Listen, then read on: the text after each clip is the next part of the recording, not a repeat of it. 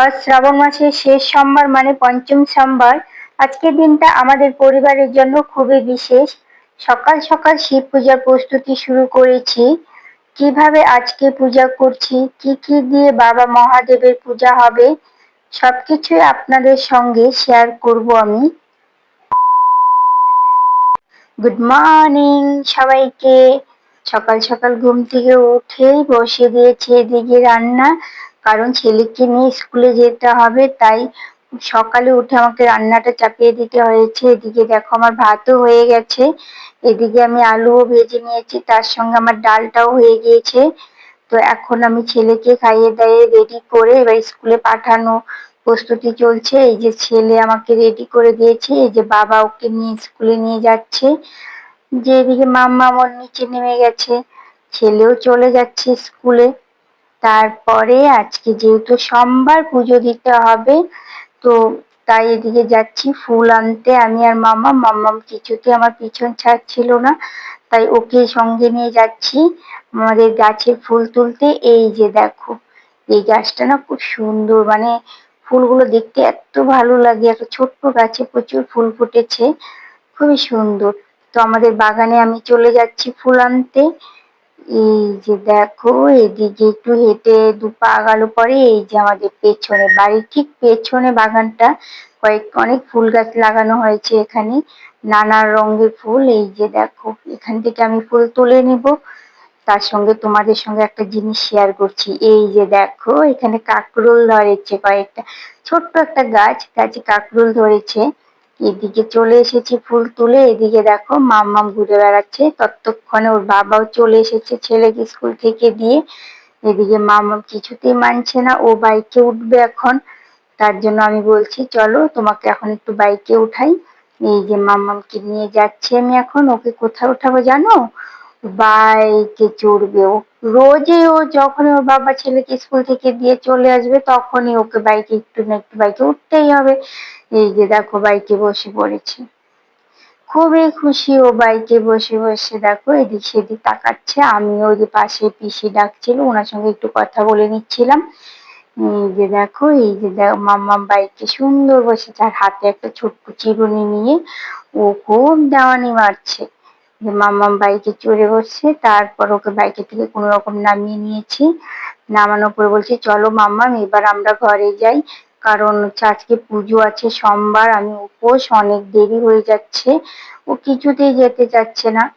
ও না, ও যাবে না, এখন ও উপরে উঠবেই না, ও আবার নিচে নেমে যাচ্ছে। এদিকে দেখো, একটা গাড়ি নিচে বিড়াল দেখতে পেয়েছে। এই যে দেখো কি সুন্দর একটা মিনি বিড়াল। এই বিড়ালটা দেখেছে মানে ও এখন আর কিছুতে উপরে যাবে না। বিড়ালটাই দেখো, বিড়ালটাকে একটা ঢিল ছুঁড়ে দিয়েছে, এখন বিড়াল তো পালিয়ে যাচ্ছে। ওই বিড়ালের পেছন পেছন দৌড়ে চলে গিয়েছে। সঙ্গে তো আমাকে যেতেই হবে, কারণ মাম্মাম একদম ছোট, বিড়াল তারপর আমি কখনো ওর কাছড়ে পিছন দেবে। পিছন যাচ্ছি। এই পিছন পিছন গিয়ে দাঁড়িয়ে আছি, ও কতক্ষণ না বিড়াল এখান থেকে ছড়ছে, ততক্ষণ ওখানে দাঁড়িয়ে ছিল। যাই হোক, বিড়ালটা শেষমেশ চলে গিয়েছে, বাহ, রক্ষা পেলাম এখন। তারপর শাশুড়ি মাকে বললাম যে আমাকে কিছু বেলপাতা পেড়ে দাও কয়েকটা, যে উনি বেলপাতা পারছে। এদিকে আমি আর মামাম দাঁড়িয়ে দাঁড়িয়ে দেখছি। এদিকে প্রচন্ড রোদ উঠেছে, মানে তাকানোই যাচ্ছে না গাছের দিকে। দেখো আকাশটা কি রোদে খাক করছে, মানে আর দেখতে খুব সুন্দর লাগছে। তারপর বেলপাতা পেরে আমরা চলে এসেছি উপরে। আমি ঘরটা একটু গুছিয়ে নিবো, না ও কিছুতে আমাকে দিচ্ছে না, আমার মাম্মাম নিজে একা একা ঘর গুছিয়ে নিচ্ছে। উফ, একটু শান্তি পেলাম যে না, মাম্মামটা একটু বড় হলে হয়তো আমাকে ঘর সম্পূর্ণটা ওই গুছিয়ে দিবে, আমাকে আর গুছোতে হবে না, এই ভেবেই একটু মনে শান্তি নিয়ে নিলাম। তারপরে দেখো সবজিওয়ালা ডাকছে, সবজি নিয়ে যাও আমাদের বাড়িতে। সামনে সবজিওয়ালা রোজ রোজ আসে। তো শাশুড়ি মাকে বললাম জান আপনি কিছু কয়েকটা সবজি নিয়ে আসেন, ততক্ষণে আমি স্নানটা সেরে নিই। তারপর আমি চলে গিয়েছি স্নানে। স্নান সেরে এসে এই যে দেখো আমি চলেও এসেছি স্নান সেরে। তারপরে হচ্ছে এখন যাব পুজোর ঘরে পুজো দিতে। সবকিছু রেডি টেডি করে নিয়ে একা হাতে পুজো দেওয়া মানে বিশাল একটা চাপ। তার জন্য আমি এখন পুজোর জন্য চলে যাব রুমে। তার আগে একটা জিনিস কি জানো, শাড়ি পরে নিতে হবে, যেহেতু সোমবার আজকে। তো সোমবারে আমি প্রতি সোমবারে আমি শাড়ি পরে পুজো দিই।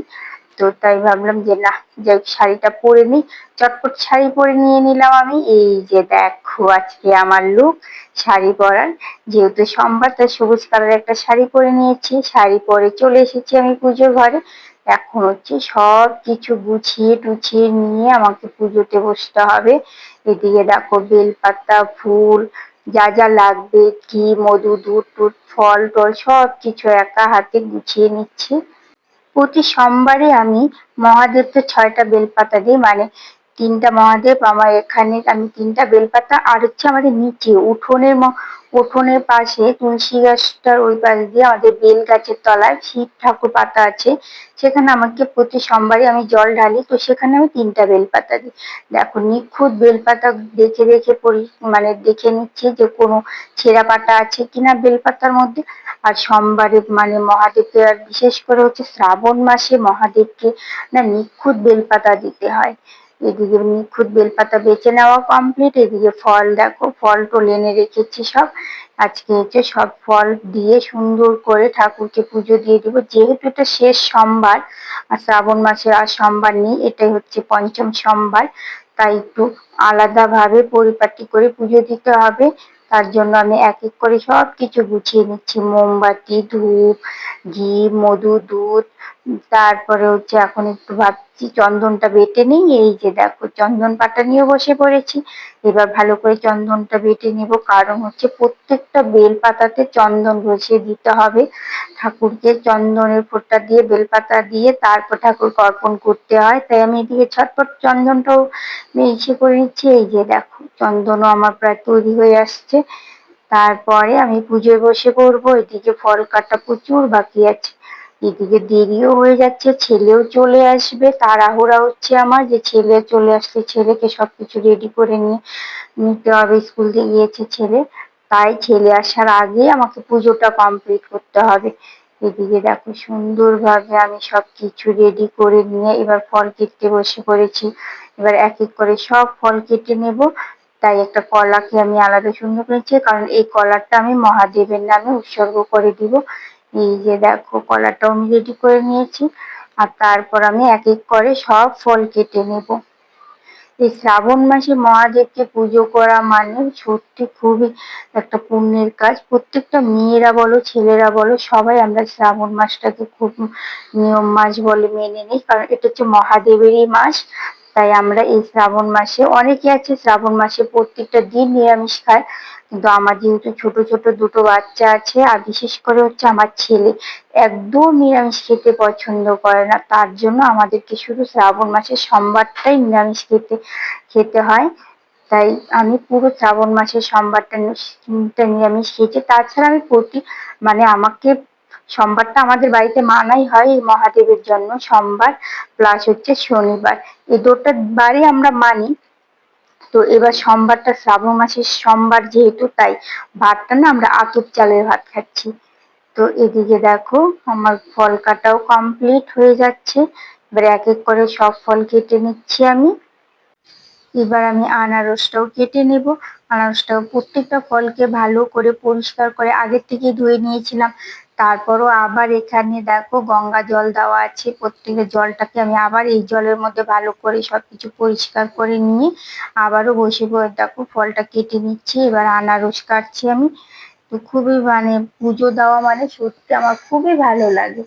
সবারই ভালো লাগে কম বেশি পুজো দিতে, কিন্তু আমার খুব দারুণ লাগে ঠাকুরকে মন ভরে পুজো দিতে।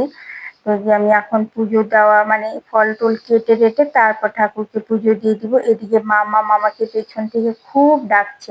মাম্মামকে মানে কি দরজাটা একটু চাপিয়ে দিয়েছে যেন মাম্মাম এসে বিরক্ত না করে। এদিকে দেখো মাম্মাম আমাকে ওই পার থেকে খুব ডাকছে, মা মা বলে চেঁচাচ্ছে আমাকে। তো ওর সঙ্গেও মাঝে মাঝে আমাকে কথা বলতে হয়। তো আমার তারপরে দেখো আমি সব রেডি করে নিয়ে এবার আমি মহাদেবের মাথায় জল ঢালবো সব নিয়ম মেনে। এখানে ঘি মধু টুধু তোমাদেরকে আগেই বলেছি কি কি লাগবে, আমি সবই নিয়ে নিয়েছি। দুধ, তারপরে হচ্ছে চন্দন, যা যা লাগবে, দিকে 1 ঘটি জল, সবকিছু আমি আগের থেকে রেডি করে নিয়ে এবার আমি বসবো বাবা ভোলানাথের মাথায় জল ঢালতে। তো সব নিয়ম করে আমার জল ঢালাও কমপ্লিট। আজকে শ্রাবণ মাসের শেষ সোমবারে শিব পূজার ব্লগ এখানেই শেষ করছি। বাবা মহাদেবের কাছে প্রার্থনা করি আপনাদের প্রত্যেকের পরিবারের সুখ শান্তি মঙ্গল আসুক। ভিডিওটি ভালো লাগলে লাইক কমেন্ট